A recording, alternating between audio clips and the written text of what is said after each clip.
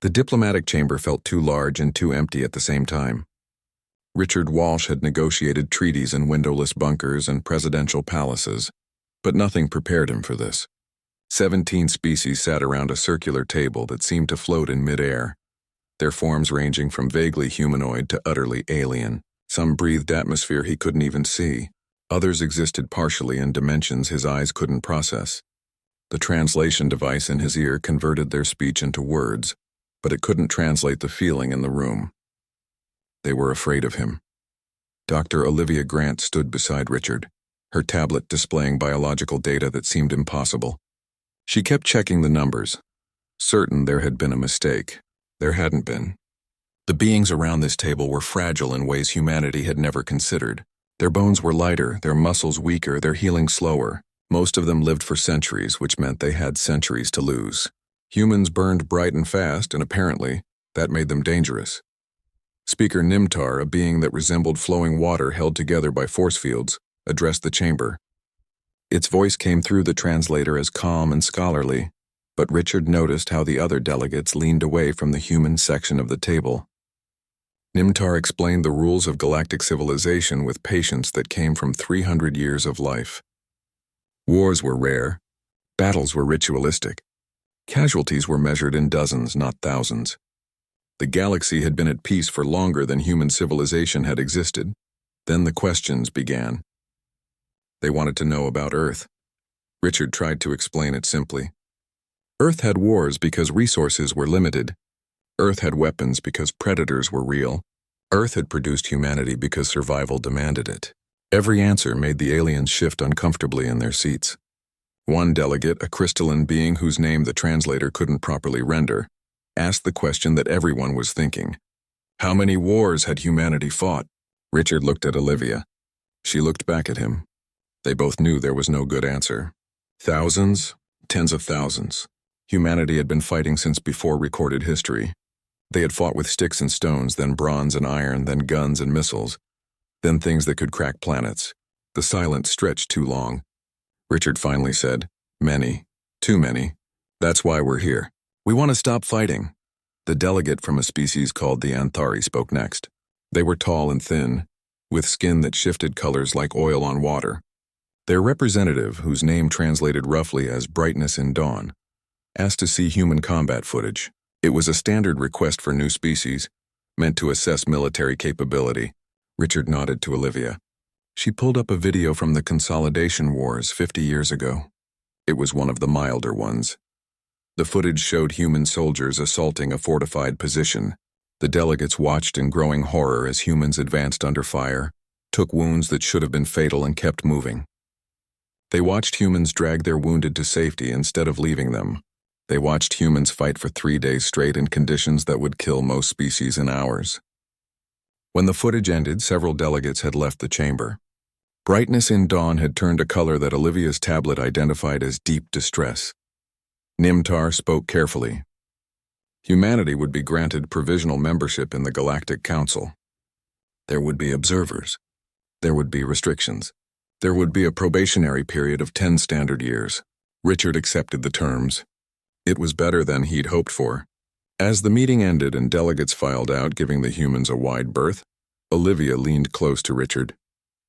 "They think we're monsters," she whispered. Richard watched a group of delegates clustered by the far exit, their body language readable despite alien biology. Fear. They were afraid. "No," he said quietly. "They think we're survivors. They've never had to be." The months that followed proved Richard half right.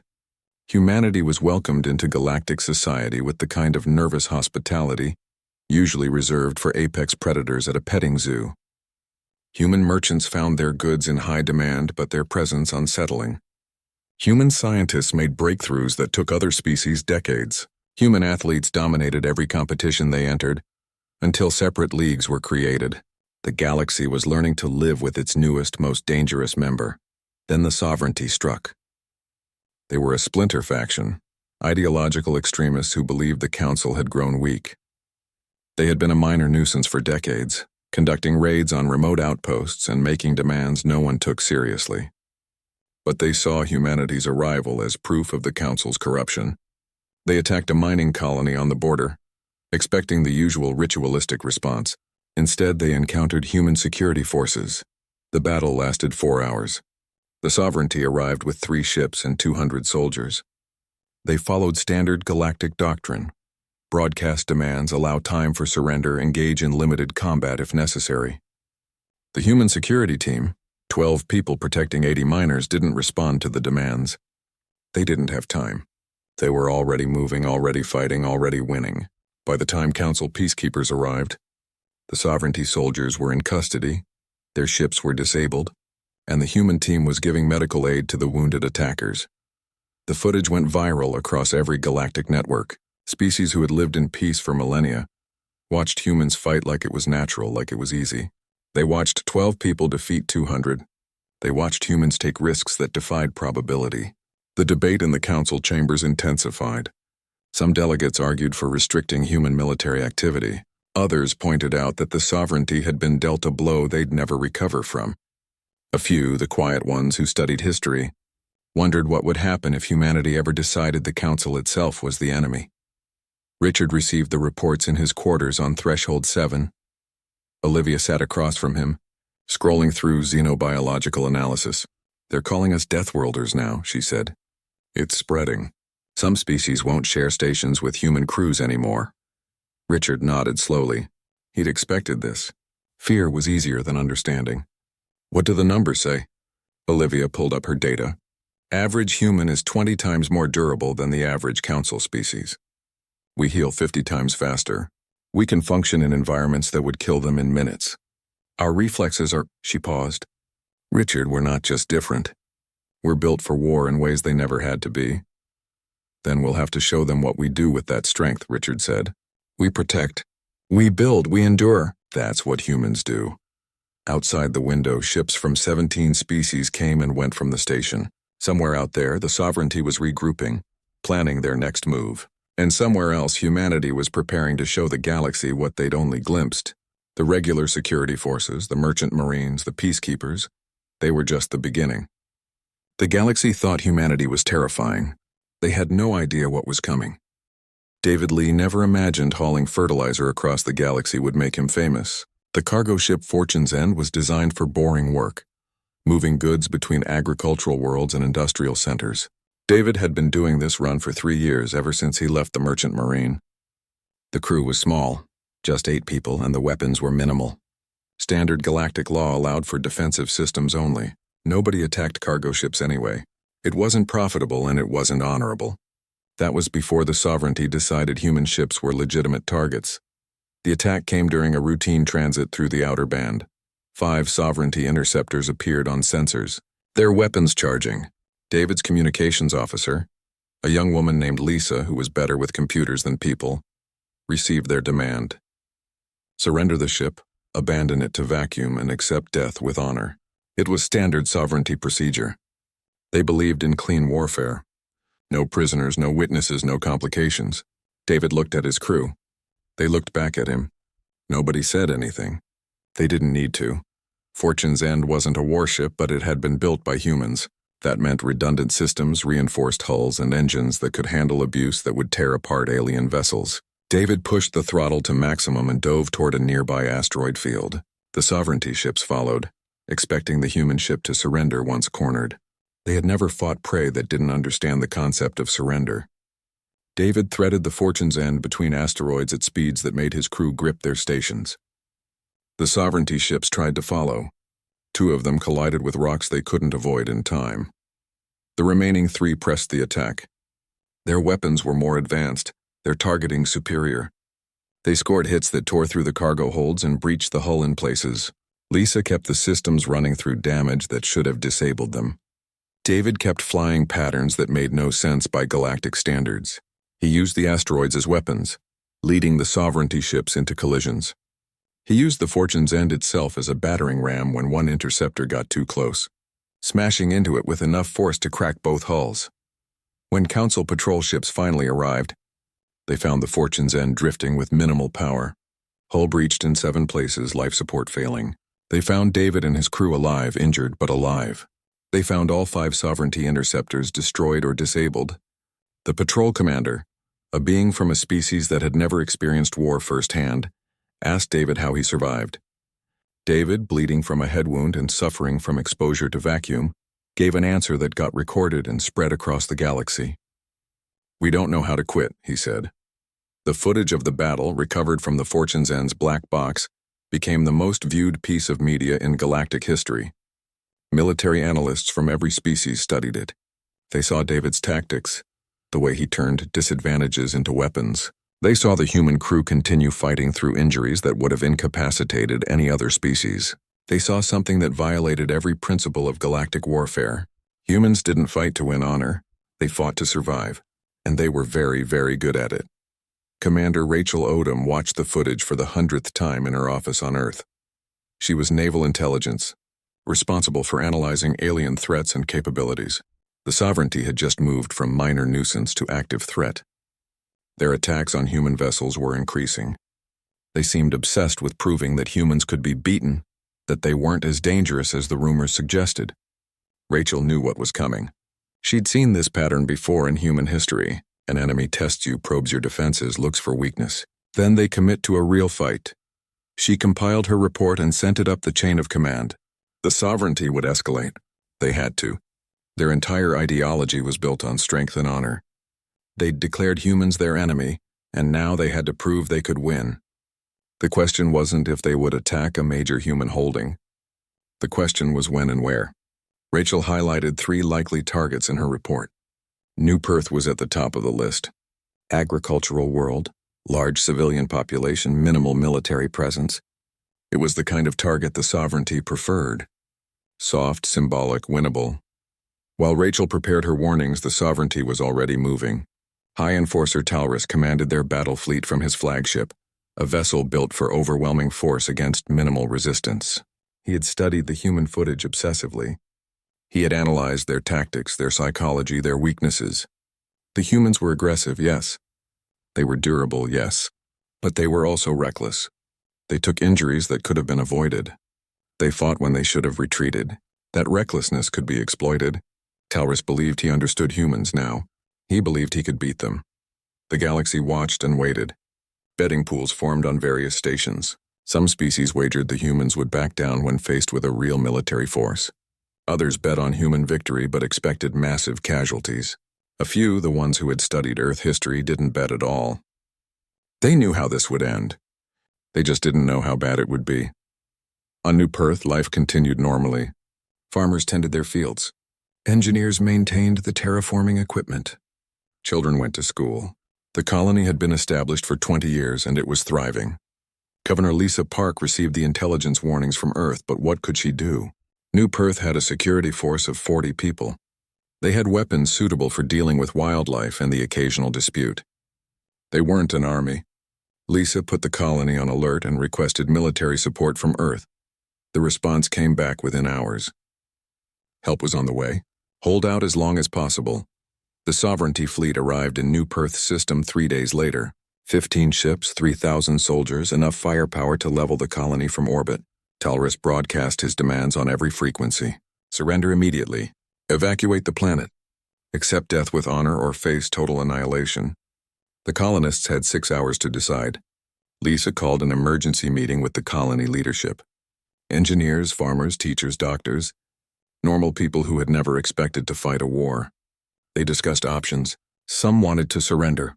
Some wanted to evacuate. Some wanted to fight. An old farmer named Henry stood up. He'd been on New Perth since the beginning. Turned red dirt into farmland through 20 years of hard work. He was 70 years old and had buried his wife on this world. My grandfather fought in the border wars, he said. He told me something I never forgot. He said humans don't give up ground easy. Every meter costs. Every fight matters. I'm not leaving my home to these bastards. The vote was close but clear. They would fight. They would hold out until help arrived. They would show the sovereignty what it meant to attack humans. Lisa sent one message back to Talrus. It was 2 words long. Come try. The sovereignty landed their forces expecting token resistance. They expected a few brave but doomed defenders, heroic but futile gestures. They expected honor and ritual. What they got was human civilians who fought like soldiers, farmers with hunting rifles picked off scouts, engineers booby-trapped buildings. Teachers organized supply chains. The sovereignty advanced block by block, and every block cost them. Talrus watched his casualty reports climb and couldn't understand it. These weren't soldiers. These were ordinary people. How were they fighting like this? Back on Earth, the response was already in motion. Admiral Christopher Hayes authorized deployment of assets that hadn't been used since the Consolidation Wars. Fast insertion ships, unmarked and designed for stealth. Special operations personnel, selected from the best of the best. Weapons and equipment that the galaxy hadn't seen yet. The orders were simple. Get to New Perth, relieve the colonists, show the sovereignty their mistake, and do it quietly. The task force launched within hours of the sovereignty attack. They would arrive in 5 days. On New Perth, the colonists prepared to hold out for 5 days against an overwhelming force. They had no military training. They had no reinforced positions. They had no chance by any rational calculation. But they had something else. They had the certainty that help was coming. They had each other. And they had the fundamental human refusal to quit. Talrus received reports of continued resistance and adjusted his tactics. He pulled his forces back and prepared for a siege. Let the humans starve. Let them run out of ammunition. Let them realize the futility of their position. He could wait. He had time. What he didn't know, what he couldn't have known, was that time was not on his side. Something was coming. Not the regular military he'd studied. Not the merchant marines he'd fought. Something else entirely. The galaxy thought humanity's regular forces were terrifying. They were about to learn the difference between soldiers and specialists. Sam Briggs reviewed the mission brief while the insertion ship burned through space at speeds that would have liquefied most alien species. 20 years of special operations had taught him to sleep anywhere, even in the cramped combat pod that would deliver him and his team to New Perth's surface. Around him, the rest of the task force prepared in silence. No jokes, no bravado. Just professionals doing pre-combat checks with the kind of calm that came from experience. Patricia Nomura, everyone called her Pat, was checking medical supplies for the 3rd time. She'd been Sam's second in command for 5 years, and he trusted her completely. Combat medic, tactical advisor, and someone who could put a bullet through a target at 200 meters if necessary. She caught Sam watching and gave him a slight nod. Ready. William Cross sat in the corner, disassembling and reassembling his rifle with mechanical precision. The weapon was custom-built, capable of accuracy that alien technology couldn't match. William didn't talk much. He didn't need to. His record spoke for itself. Danny Wu was running calculations for demolitions, his fingers moving across a tablet while he muttered to himself. Explosives were as much art as science, and Danny was an artist. Iris Hall had her eyes closed, but Sam knew she wasn't sleeping. She was visualizing the electronic battlefield, planning her approach to the sovereignty's communication networks. 5 people, that's all Earth had sent. 5 people against 3,000. By galactic standards, it was insane. By human special operations standards, it was a Tuesday. The insertion plan was simple in concept, brutal in execution. High-altitude drop during a storm at night behind enemy lines. The kind of operation that would be impossible for any galactic military. Their ships couldn't handle atmospheric entry at those speeds. Their soldiers couldn't survive the impact even with dampening fields. Their technology wasn't built for this kind of violence. Human technology was. Sam felt the ship begin atmospheric entry, felt the heat and pressure build. The pod's interior temperature climbed. The other species would have been cooked. Humans just sweated. On the ground, Talrus was reviewing his siege positions when his meteorological officer reported an unusual storm pattern. Strong winds, heavy rain, electrical interference. Perfect weather for staying inside fortified positions. The sovereignty forces settled in for a miserable night, confident that the humans were suffering worse in their makeshift shelters. None of them noticed the 5 pods that came screaming through the storm, breaking every rule of safe atmospheric entry. None of them saw the parachutes deploy at the last possible second. None of them knew that the rules had just changed. Sam hit the ground hard, rolled, and was moving before his chute settled. The team assembled at the rally point in under 30 seconds, each member appearing from the darkness like ghosts. No words needed. Hand signals only. They moved through the storm with night vision that turned the blackness into green-tinted day. The sovereignty forces, whose biology relied on natural light and whose technology couldn't penetrate the storm's interference, were effectively blind. The humans weren't. The first Sovereignty patrol disappeared without a sound. One moment 4 soldiers were walking their assigned route. The next moment they were unconscious and zip-tied in a drainage ditch. The second patrol lasted longer, almost a full minute before William's rifle coughed quietly and targets dropped. The third patrol never saw anything. They just stopped responding to check-ins, and their bodies weren't found until morning. By dawn, 12 Sovereignty soldiers were missing and the remainder were starting to panic. Talrus received the reports with confusion that slowly turned to dread. Patrols didn't just disappear. Equipment didn't just fail. Communication networks didn't just develop mysterious glitches. He ordered doubled security, restricted movement, and demanded explanations. His officers had no answers. They had followed every protocol. They had maintained proper defensive positions. Something was out there, and they couldn't see it, couldn't fight it, couldn't even understand it. Sam and his team spent the first 3 days doing reconnaissance and building networks. They mapped every Sovereignty position. They identified command structures. They located supply depots, communication hubs, and weapon emplacements. They made contact with the civilian resistance, emerging from shadows to speak with Governor Lisa and her people. The colonists had been fighting for 5 days, exhausted and running low on supplies. Seeing 5 soldiers, calm and confident and clearly in control, gave them something they'd been losing: hope. Pat distributed medical supplies and treated injuries that the colonists hadn't had resources to handle properly. She worked fast and efficient, her hands steady despite the situation. An older farmer with a badly set broken arm watched her work and asked the question everyone was thinking. "Just 5 of you? Against 3,000? Pat didn't look up from her work. "We're not here to fight 3,000. We're here to break their command structure, destroy their logistics, and make them scared to leave their holes. 5 of us is plenty." William found a position in an abandoned industrial building with clear sightlines to the Sovereignty's main command post. He set up his rifle with the patience of someone who had done this hundreds of times. Range 2,800 meters. Wind variable. Humidity high. He calculated the shot in his head, adjusted his scope, and waited. The Sovereignty commander, a target identified from intercepted communications, appeared in his scope exactly when intelligence predicted. William breathed out slowly and squeezed the trigger. The bullet took almost 3 seconds to reach its target. The commander dropped and chaos erupted in the Sovereignty camp. Danny placed his charges with surgical precision. Not the main supply depot, that would be too obvious. Instead, he targeted the fuel storage, the water purification system, and the backup generators. 3 explosions, timed 15 minutes apart, each one removing something essential. The Sovereignty forces scrambled to respond, spreading their forces thin, creating gaps in their perimeter.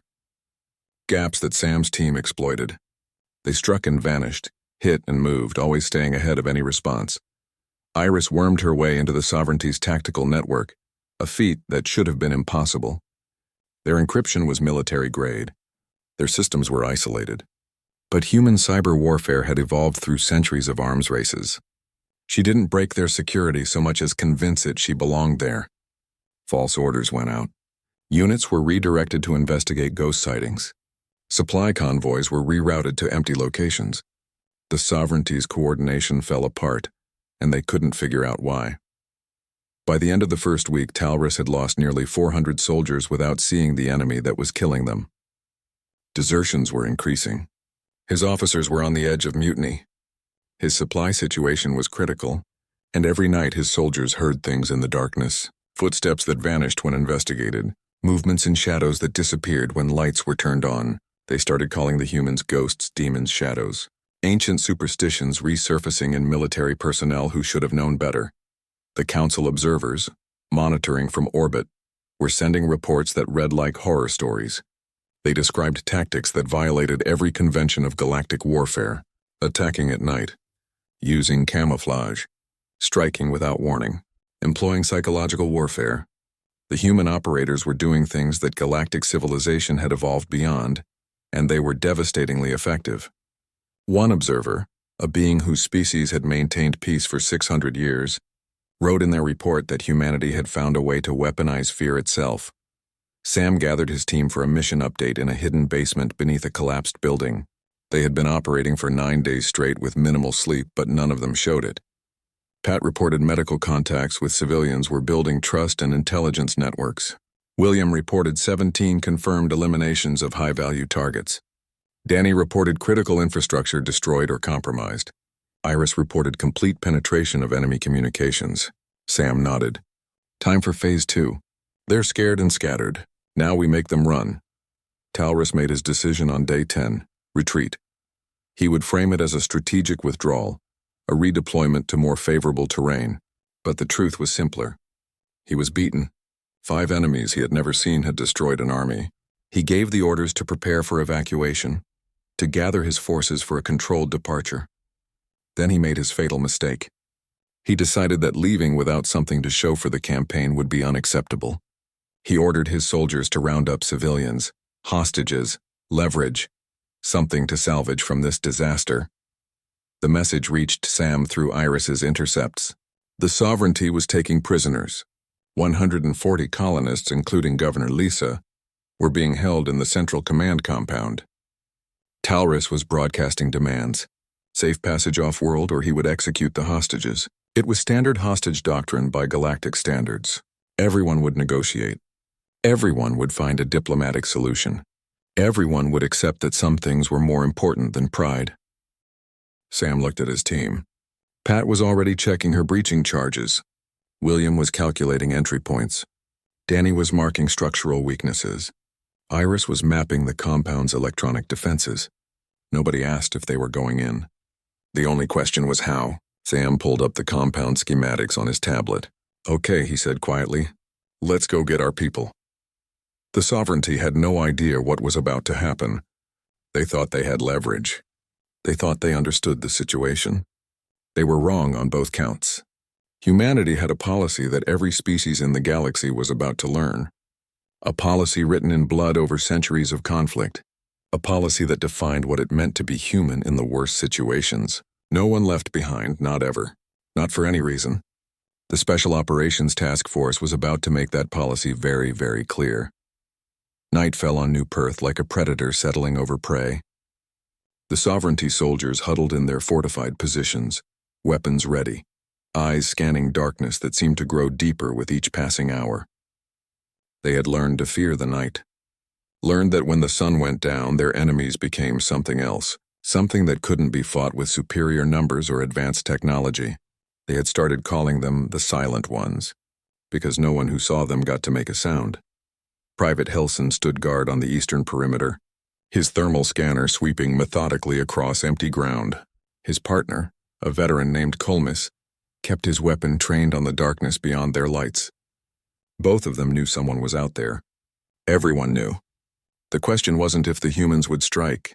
The question was when and how many would die before morning. Helson checked his scanner again. Nothing. He looked at Colmus to report clear, and Colmus was gone. Just gone. No sound, no sign. The space where his partner had been standing was empty. Helson raised his weapon, his hands shaking. He activated his emergency beacon, calling for backup. The light on his armor flashed, marking his position. He realized his mistake immediately. Marking your position meant the Silent Ones knew where you were. He tried to run. He made it 3 steps before something hit him from behind and the world went dark. When reinforcements arrived 2 minutes later, they found both guards unconscious, their weapons missing, and a message written on the wall in Helson's own ammunition. We see you. You don't see us. Sam watched the response from 400 meters away, his night vision turning the scene into green-tinted theater. The Sovereignty forces were panicking, calling in reports, reinforcing positions. Creating patterns. Patterns could be predicted. Patterns could be exploited. He signaled to William, who was set up on a rooftop with overlapping fields of fire. 1 target, high value, make it count, William's rifle whispered, and a Sovereignty officer directing the reinforcements dropped. The remaining soldiers scattered, abandoning their formation, running for cover. Pat moved through the confusion like water through cracks. She had a gift for reading terrain, for finding the spaces between patrol routes and sensor coverage. 3 soldiers guarding a supply cache never saw her approach. They saw the flashbang grenade that bounced off the wall behind them. And then they saw nothing but white light and heard nothing but ringing silence. By the time their vision cleared, their weapons were gone. Their communications gear was disabled and Pat was already 2 blocks away. Danny had been busy during the daylight hours, placing charges in locations the sovereignty would never expect. Not under buildings or near fortifications. Under roads. Under their own supply routes. He triggered the first one when a convoy was passing overhead. The explosion didn't kill anyone, that wasn't the point. It collapsed the road, trapping the convoy between rubble and creating chaos. The second explosion followed 60 seconds later, taking out their recovery vehicles when they responded. The third explosion never came. The sovereignty forces waited for it, terrified, not knowing that Danny had only placed 2 charges.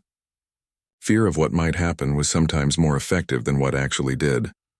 Iris sat in an abandoned comm station, her fingers dancing across her keyboard. She had long since penetrated the sovereignty's network. Now she was playing with it. False sensor readings showing humans where there were none. Fabricated communications reporting attacks on positions that were secure. Altered supply reports indicating shortages that didn't exist. The sovereignty's command structure was drowning in information, unable to separate truth from fiction. Their responses grew slower, more hesitant, more chaotic. Talrus reviewed the situation reports in his command center, trying to find patterns in madness. 387 casualties over 12 days. Not killed because the humans rarely killed. Incapacitated, captured, or scared into uselessness. His army was dissolving around him. The humans weren't fighting a war. They were conducting an elimination, removing his forces piece by piece with surgical precision. He had requested reinforcements from the sovereignty's central command. The response had been immediate and devastating. No reinforcements available. If he couldn't handle 5 humans with 3,000 soldiers, he deserved to fail. The breaking point came on night 13. A full platoon, 40 soldiers in hardened positions with overlapping fields of fire and constant communication checks, went silent in the span of 6 minutes. The response team found them all unconscious, their weapons missing and their position utterly compromised. But that wasn't the message. The message was what they didn't find. No shell casings, no blood, no signs of combat. The humans had walked into a fortified position and walked out with 40 soldiers, and nobody had fired a shot. Governor Lisa watched from her holding cell as the sovereignty guards grew more frightened by the hour. The colonists had been captured 3 days ago, herded into the central compound and locked in what used to be a school. The guards tried to maintain discipline, but fear was contagious. They flinched at sounds. They argued in whispers. They watched the darkness beyond the compound walls like it was alive and hunting them. Lisa knew what that meant. The special operations team was close. She gathered the other prisoners and gave them simple instructions. When the lights go out, hit the floor and don't move. Help is coming. Sam reviewed the assault plan one final time. The compound was designed to be impenetrable by galactic standards. High walls monitored entry points, internal security systems, and 100 guards protecting 140 hostages. By conventional warfare doctrine, you needed 3 attackers for every defender to take a fortified position. Sam had 5 total, and that included himself. Fortunately, they weren't conventional warfare. They were something the galaxy had never developed, never needed, never imagined. They were special operations, humanity's answer to impossible problems. The assault began at 0300, the darkest part of the night. Iris struck first, her attack invisible and devastating. The compound's power grid failed. Backup generators kicked in automatically. The backup generators exploded. Danny's charges placed during reconnaissance days earlier. The compound went dark. The guards activated emergency lighting, chemical glow sticks that cast eerie green light across the compound. William's rifle began its work, methodically eliminating the perimeter guards. No hesitation, no remorse, just calculated shots that dropped targets before they could raise alarms. Sam and Pat breached the east wall using shaped charges that blew precise holes through reinforced concrete. They moved through the compound like ghosts made solid, their weapons finding targets with mechanical efficiency. The sovereignty guards tried to respond, but they were fighting enemies they couldn't see with tactics they couldn't predict. Stun grenades disoriented groups. Suppressed weapons took down guards who looked the wrong direction. The humans moved as a coordinated unit, communicating through hand signals and years of shared experience. Danny created his diversion on the western side, an explosion that drew the guards' attention and half their forces. While they responded to that threat, Sam and Pat reached the holding cells. The hostages were exactly where intelligence had indicated, guarded by 12 soldiers who were more scared than professional. Pat went high, Sam went low, and the guards went down. 6 seconds from entry to secure. Lisa looked up from the floor where she'd taken cover and saw Sam's face behind his tactical mask. "Stay down," he said quietly. "We're not done yet." William shifted his position to the main compound building, where Talris had barricaded himself with his command staff and 20 elite guards. The building was hardened, designed to withstand bombardment. William couldn't penetrate it, but he could make sure no one inside felt safe. His rifle punched holes through exterior walls, not hitting anyone but making it clear that the walls weren't protection. Talris sent his guards out to hunt the sniper. William waited until they were exposed and eliminated 6 before the rest retreated. The guards that remained inside started arguing about surrender. The industrial complex looked like a fortress, which is exactly what Talris had intended when he seized it. Thick walls designed to contain heavy machinery, limited entry points, clear sightlines for defenders. He had retreated here with his remaining forces, nearly 800 soldiers who were battered but still armed, and he had taken 60 colonists with him during the retreat, insurance against human aggression. By every calculation of galactic warfare, he held a strong position. The humans would have to negotiate. They would have to accept some compromise. That's how civilized species behaved. Council mediator Farnes arrived on New Perth within hours of the hostage situation becoming public. His species had resolved conflicts for 700 years, always finding peaceful solutions. He met with Sam in the human command post, a requisitioned building near the contested complex. Farnes explained patiently that negotiation was the only reasonable path. Talris would release the hostages in exchange for safe passage. Some pride would be maintained on both sides. Lives would be saved. This was how wars ended in civilized space. Sam listened politely until Farnes finished. Then he shook his head once. "We don't negotiate with hostage takers. We don't let criminals escape justice, and we don't abandon our people. Ever."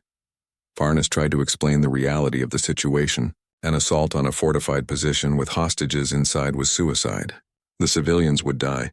The attackers would die. Mathematics made it inevitable. Sam pulled up holographic displays showing the complex from a dozen angles. "Then we'll change the mathematics," he said. Pat gathered the team in the planning room, spreading maps and sensor data across the table. The complex had 3 main entry points, all heavily defended. Internal structure was industrial. Lots of machinery and support columns that would provide cover but also create choke points. Hostages were being held in what used to be a cafeteria, central location with only 2 exits. Sovereignty guards numbered approximately 80 in the complex itself, with the rest spread through the surrounding buildings. By conventional assault doctrine, it was a nightmare scenario. William studied the external structure, calculating angles and penetration. The walls were reinforced against industrial accidents, which meant they would stop most weapons. His rifle could penetrate, but not reliably through that thickness. He'd need different ammunition, heavier loads with reduced accuracy. Danny examined the building's support structure, the power systems, the ventilation. Every building had weaknesses if you knew where to look. Iris was already inside their network, watching their camera feeds, listening to their communications. She built a real-time map of guard positions and movement patterns. The plan came together over 6 hours of detailed analysis. Not a frontal assault, not a siege. Something faster and more precise. They would hit 3 points simultaneously, overwhelming the defenders with speed and confusion. Breaching charges on the north wall, explosives on the south entrance, William providing suppressing fire from elevation, Pat and Sam leading entry teams, Danny creating diversions, Iris controlling information. 17 minutes from initiation to all clear. That was the plan. Everyone knew plans fell apart on contact, but good operators adapted. Farnes made one more attempt to convince Sam to negotiate. He brought council observers, species who had never experienced warfare firsthand. They explained again why assault was impossible. Too many variables, too much risk, too high a chance of civilian casualties. Sam looked at each of them in turn. "You're thinking about this wrong," he said. "You're calculating acceptable losses." "We don't have acceptable losses. Every single person in that complex is coming out alive. Watch and learn." The assault launched at dawn, which surprised the sovereignty defenders. They had learned to fear the night, learned that darkness belonged to the humans. Dawn should have been safe, should have been their advantage. That assumption died with the first explosion. Danny's charges blew precise holes in the south wall. Not large breaches, but calculated openings. Smoke grenades followed immediately, flooding the area with thick white clouds that defeated both visual and thermal sensors. The Sovereignty guards couldn't see what was coming. William opened fire from 800 meters out, his heavy rifle punching through exterior walls at precise points. He wasn't shooting at people. He was shooting at equipment. Communications gear, sensor arrays, power junctions. Each shot removed something the defenders needed. Sam and Pat came through the north breach like synchronized violence, their movements precise and practiced. Stun grenades cleared rooms. Suppressed weapons dropped guards who reacted too slowly. They moved through the complex as a single unit, years of training making them operate like parts of one organism. Iris fed them real-time updates through their tactical displays. 8 guards in the next corridor, 12 in the motor pool, 20 clustered around the hostage location. She was watching through the Sovereignty's own cameras, using their security system to guide the assault. When guards tried to coordinate responses, their communications mysteriously failed. When they tried to activate automated defenses, those systems suddenly showed errors. The building itself had become an enemy they couldn't fight. The Sovereignty soldiers in the hostage room heard the assault happening through the walls. Explosions, gunfire, screaming. Their commander, a veteran officer named Salrus, ordered his guards into defensive positions. They would use the colonists as shields. They would force the humans to choose between their people and victory. It was a desperate tactic, but desperation was all Salrus had left. He pressed his weapon against Governor Lisa's head and waited for the humans to breach the doors. The doors never opened. Instead, the walls exploded inward from 4 points simultaneously. Not large explosions, precisely shaped charges that blew man-sized holes without creating deadly shrapnel. Stun grenades came through the holes before the smoke cleared. The guards had maybe 2 seconds to react. Most of them managed to look confused. None of them managed to shoot. Sam came through the northern breach low and fast, his weapon finding targets with mechanical precision. Pat came through the eastern breach, already moving to the hostages. William's rifle spoke from outside, shots coming through windows to take down guards who had somehow maintained their positions. Salrus tried to pull his trigger, tried to kill at least one human before dying. His finger froze on the trigger. Not hesitation, not fear. Physical inability to move. Pat's taser had hit him from behind, 50,000 volts making his muscles lock up. He collapsed and Lisa rolled away, training from emergency drills saving her life. Sam cleared the remaining guards in seconds, each shot placed to incapacitate rather than kill. Not mercy, efficiency. Dead enemies didn't provide intelligence. Wounded ones did. The hostages stayed low as trained, covering their heads while the operators secured the room. Pat moved among them immediately, checking for injuries with quick professional assessment. A child was crying, too young to understand what was happening. Pat knelt beside him, her voice gentle despite the chaos. "Hey there, buddy. You're safe now. We're going to get you home." The child looked at her tactical gear, her weapons, her face covered in camouflage paint. He stopped crying. "Are you a soldier?" Pat smiled behind her mask. "Something like that." The rest of the complex fell in the next 10 minutes. Sovereignty soldiers surrendered in groups, overwhelmed by an assault they couldn't counter. Some tried to hold positions and were neutralized with stun grenades or precise gunfire. None of them died. Every single Sovereignty soldier was taken alive, treated for injuries, and secured for processing. Danny moved through the complex placing demo charges not to destroy but to render unusable. Weapons systems were disabled. Communications gear was collected. The complex became a sterile capture site. Farnes arrived with council observers as Sam's team was escorting hostages to safety. The council mediator stood in the complex entrance, staring at the scene. 17 minutes had passed since the assault began. All 60 hostages were free and uninjured. Approximately 80 Sovereignty soldiers were in custody, wounded but alive. The complex was secured. Farnes had spent 700 years mediating conflicts, and he had never seen anything like this. "How?" he asked, though he wasn't sure Sam could hear him. Sam heard. He was securing the perimeter when Farnes spoke, making sure no threats remained. He looked at the council mediator with eyes that had seen too much combat and not enough sleep. "Training," Sam said simply. "Planning. Execution. We do this because we're good at it. Because someone has to be good at it. Because when people are in danger, talking isn't always enough. He gestured to the freed hostages, colonists being reunited with families. That's why we do this. Not for glory, not for honor. Because they needed us and we don't let people down. Pat gathered the team for quick medical checks. William had bruised ribs from the recoil of his heavy rifle. Danny had minor burns from a charge that detonated too close. Iris had a headache from 12 hours of constant network warfare. Sam had taken shrapnel in his shoulder at some point and hadn't noticed until Pat pointed it out. Minor injuries. Acceptable costs. Everyone would be operational within hours. They'd done harder missions with worse outcomes. Governor Lisa approached Sam while Pat was treating his shoulder. The governor had been through 2 weeks of hell, watched her colony besieged, been taken hostage twice, seen warfare that shouldn't exist. She should have been traumatized. Instead, she looked determined. "I want to thank you," she said. "All of you. You saved us twice. You didn't have to. You could have negotiated, could have let them take some of us to save others, but you came anyway." Sam winced as Pat pulled shrapnel from his shoulder, his expression neutral. "We don't pick and choose who we save, Governor.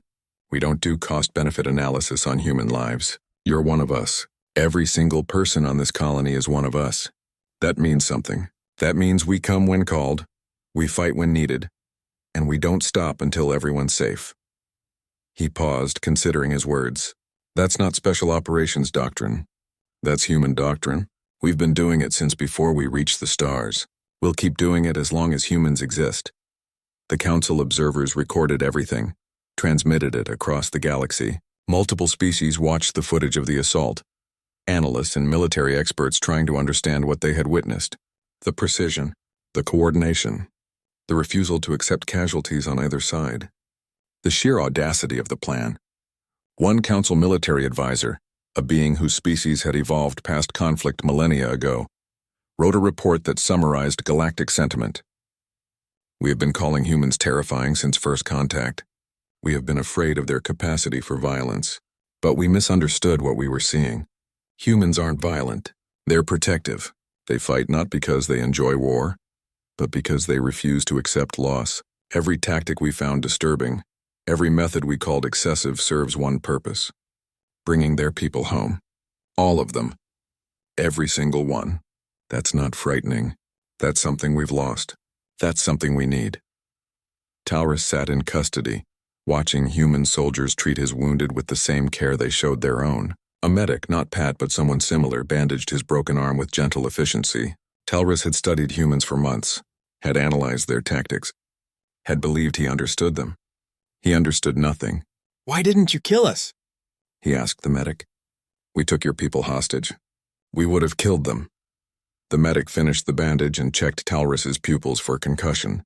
"Because you're not our enemy. You're scared people following bad orders from worse leaders. Killing you doesn't solve anything. Making sure you go home to face justice. Making sure you understand that humanity will protect what's ours without becoming monsters ourselves. That solves things." The medic moved to the next patient. Taurus sat in silence, trying to process what he'd learned. The humans had beaten him completely, and they'd done it without hate. That was somehow more terrifying than anything else. The Deep Space Monitoring Station detected them first, automated systems registering movement from a region that had been empty for 3 million years. Dozens of massive objects accelerating from the galactic rim, moving toward inhabited space at speeds that shouldn't be possible. The station's artificial intelligence ran diagnostics 3 times, certain there was an error. There wasn't. Something ancient had woken up, and it was coming. Commander Rachel Odom stood in Earth's military headquarters, watching sensor data that made no sense. The objects, they were calling them objects because no one knew what else to call them, were technological. They had power signatures. They maneuvered with purpose. But they predated every known civilization by millions of years. The council was calling an emergency session. Every species was mobilizing their fleets, and everyone was terrified because the galactic database had exactly one reference to anything like this: the Harvesters. Machines built by a dead civilization to fight a war that had ended before the first council species learned to use tools. The first attack came without warning or mercy. A border system home to 4 billion beings went dark. Council ships arrived to find nothing but debris. Planets cracked. Stations shattered. Every living thing dead. The harvesters moved to the next system. Then the next. They didn't communicate. They didn't negotiate. They just harvested, breaking down everything for resources to build more of themselves. The Council fleet assembled to stop them. 200 ships representing 17 species and 3,000 years of peace. They lasted 6 hours before retreating with 70% casualties. Ambassador Richard Walsh received the Council's request in the middle of the night. They needed humanity, needed human tactics, human weapons, human willingness to do what was necessary. The message was polite but desperate. Farnes, the mediator who had witnessed New Perth, delivered it personally. We have lived in peace for so long that we forgot how to fight effectively. Our weapons are ceremonial. Our tactics are ritualistic. Our soldiers have no experience with real war. You do. Humanity does. Please help us. Richard convened Earth's military leadership within the hour. Admiral Christopher Hayes represented the Navy. General Sharon Torres commanded ground forces. Colonel Sam Briggs, back from New Perth for exactly 3 days, spoke for special operations, and Dr. Olivia Grant provided intelligence analysis. The situation was clear. The harvesters were a threat to all biological life. They would not stop. They could not be reasoned with. And the galaxy's defenders were completely unprepared to fight them. Sam spoke first, his voice tired but firm. We need to understand what we're facing. These things have been dormant for millions of years. They're machines, but they're adaptive. They learn. Every engagement makes them stronger. The Council's traditional tactics, ships in formation exchanging fire at range, that's exactly what these things are designed to counter. We need different strategies. Dr. Grant pulled up analysis of the harvester attacks. They prioritize high-value targets, population centers, industrial facilities. They ignore military vessels unless directly threatened. Their goal is resource acquisition, not territory. That gives us options. We can't beat them in direct combat, not yet. But we can make every resource they want cost more than it's worth. We can make them work for every meter of space. Admiral Hayes outlined Earth's military response. Full mobilization. Every ship, every soldier, every weapon. But more than that, a complete restructuring of Council defensive doctrine. Teach them guerrilla warfare. Teach them defense in depth. Teach them that retreating isn't losing, it's surviving to fight again. Human advisors would embed with every Council fleet, not to command but to guide, to show them what 3,000 years of peace had made them forget. The Council accepted humanity's terms within hours, too desperate to negotiate. Human military personnel dispersed across the galaxy, small teams arriving at defensive positions and fleet bases. They brought training programs that seemed insane by galactic standards, learning to fight in environments that weren't optimal, learning to take calculated risks. Learning that honor meant protecting your people, not dying gloriously. The Council species resisted at first, centuries of doctrine fighting against new ideas. Then the harvesters hit another system, and resistance became cooperation. Captain David Lee, the merchant captain who had become famous for fighting off raiders, now commanded a mixed fleet of human and alien vessels. His crew was half Council species, beings who had never expected to fight. He drilled them constantly, teaching human naval tactics. Use terrain even in space. Coordinate fire. Don't trade shots, create crossfires. His first officer, a being called Morning Speak Softly, struggled with the concepts. But this is dishonorable. Attacking from multiple angles. Using debris as cover. This is not how wars are fought. David looked at the alien officer, seeing fear and confusion beneath the words. Wars aren't fought for honor. They're fought to win, to survive, to protect what matters. Honor is what you do with victory, not how you achieve it. The harvesters don't care about honor. They care about efficiency, so we'll be more efficient than them. Morning Speak Softly considered this, their body language shifting. Understanding, perhaps, or at least acceptance. The defense of Haven's Ring became humanity's first major test. The station orbited a gas giant, home to 3 billion beings and critical to the Council's industrial production. The harvesters would target it, every projection agreed. General Torres arrived with human ground forces and immediately began restructuring the defenses. Fortifications weren't for show, they were for killing fields. Weapons weren't placed for maximum visibility, they were placed for overlapping fire. Civilians weren't evacuated to centralized shelters. They were dispersed and trained in basic resistance. The Council's military commander, a veteran named Brightness in Stars, watched humans transform the station's defenses with growing concern. You are preparing for siege warfare, for brutal grinding combat. Surely we can negotiate, can find some way to communicate with these harvesters. Torres shook her head, checking sightlines on an automated turret. General, these things don't negotiate. They're not alive in any way that matters. They're programs running on ancient hardware, executing orders from a civilization that died before your species existed. The only language they understand is cost-benefit. We make this station cost too much to take. They move to easier targets. That's the best outcome we can hope for. Pat Nomura trained Council medical personnel in combat triage, teaching them skills that their species had never needed. How to treat injuries in active combat zones. How to prioritize patients when resources were limited. How to keep working when exhaustion and fear wanted you to quit. A young alien medic, their name untranslatable, asked the question that everyone was thinking. How do you do this? How do you function in such horror? Pat finished demonstrating a tourniquet application, her movements precise despite the stress. You focus on what matters. Not the big picture, that's too overwhelming. The person in front of you. The life you can save right now. You do that enough times and suddenly you've saved dozens. Hundreds. You can't think about the ones you might lose. You think about the ones you will save. That's how we survive doing this. The harvesters arrived at Haven's Ring 3 days later, a force of 12 massive vessels that dwarfed anything the Council had ever built. They ignored all attempts at communication and began their approach with mechanical precision. David's fleet engaged at maximum range, using human tactics for the first time in a major battle. No formations. Ships operating independently but coordinating fire. Hit and fade. Use the gas giant's gravity well. Make every shot count. The harvesters adapted, but adaptation took time. Time measured in minutes, but minutes were enough. Torres's ground defenses activated when the first harvester landing craft breached the station's outer hull. Automated turrets opened fire from concealed positions. Infantry teams ambushed attackers in corridors designed to be kill zones. Civilians followed evacuation plans that split into dozens of routes, making it impossible for the harvesters to target them efficiently. The machines learned. They adjusted. But every adjustment cost time and resources. Every meter cost them. Sam Briggs led a special operations team into the heart of a harvester vessel that had been disabled in the fleet battle. Their objective was simple in concept, nearly impossible in execution. Plant a virus in the harvester network. Dr. Grant had designed it based on analysis of captured technology. It wouldn't destroy them. Nothing could destroy something that had survived for 3 million years.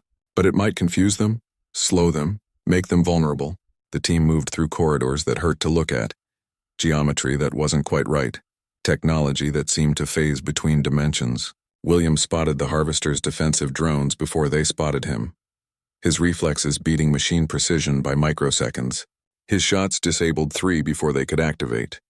Danny placed charges on systems they couldn't identify, trusting Dr. Grant's analysis about what was critical.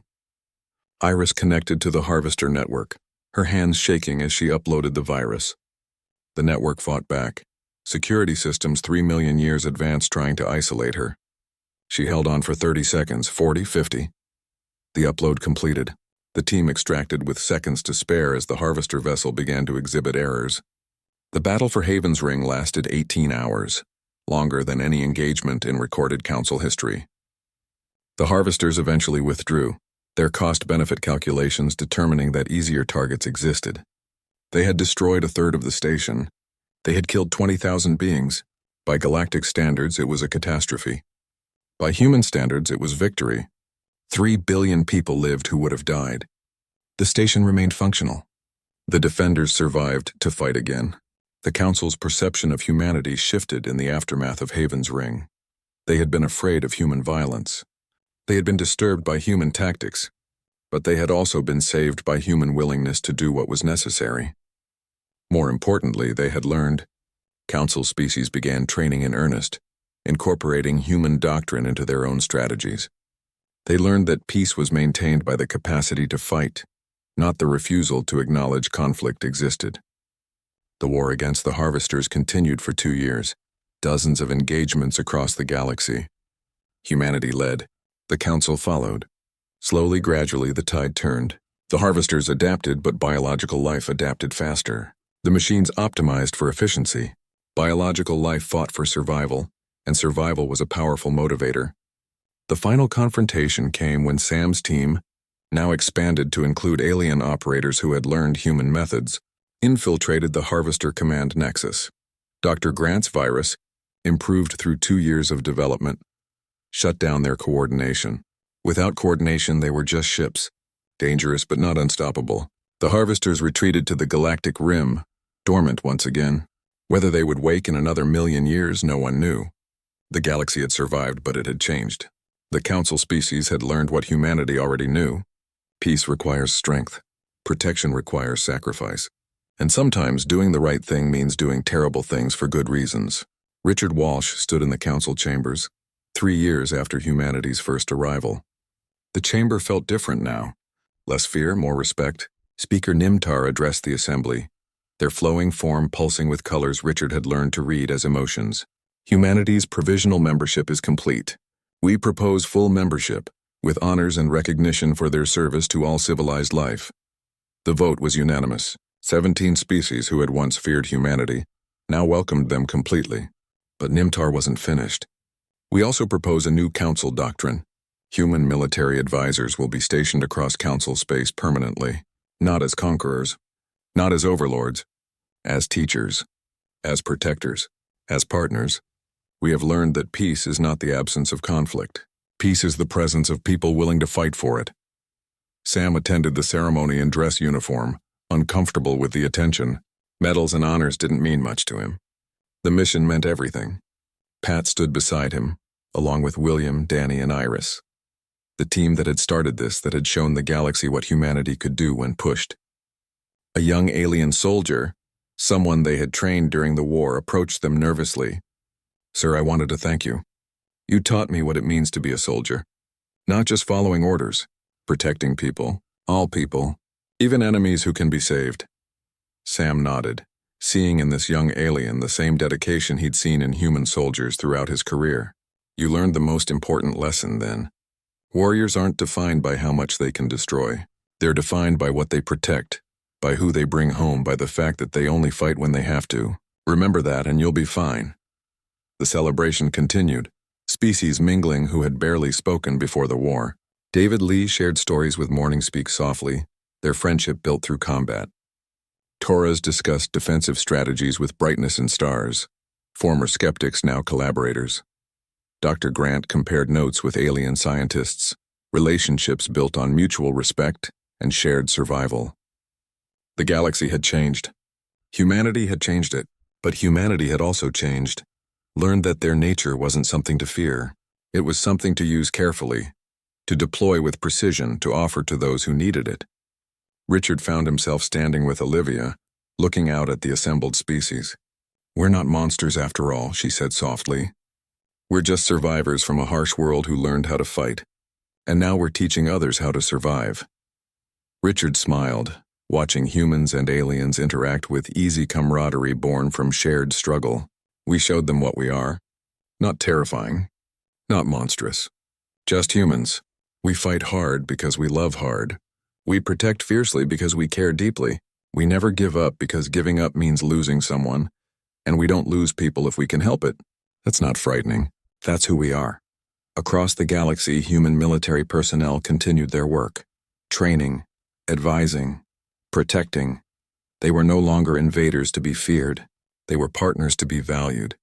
And in the quiet moments, in conversations between soldiers of different species, a new understanding emerged. Humanity wasn't special because they were violent. They were special because they cared enough to be violent when necessary, gentle when possible, and always, always committed to bringing everyone home. No one left behind. Not humans, not aliens, not anyone. That was humanity's promise to the galaxy, and it was a promise they kept.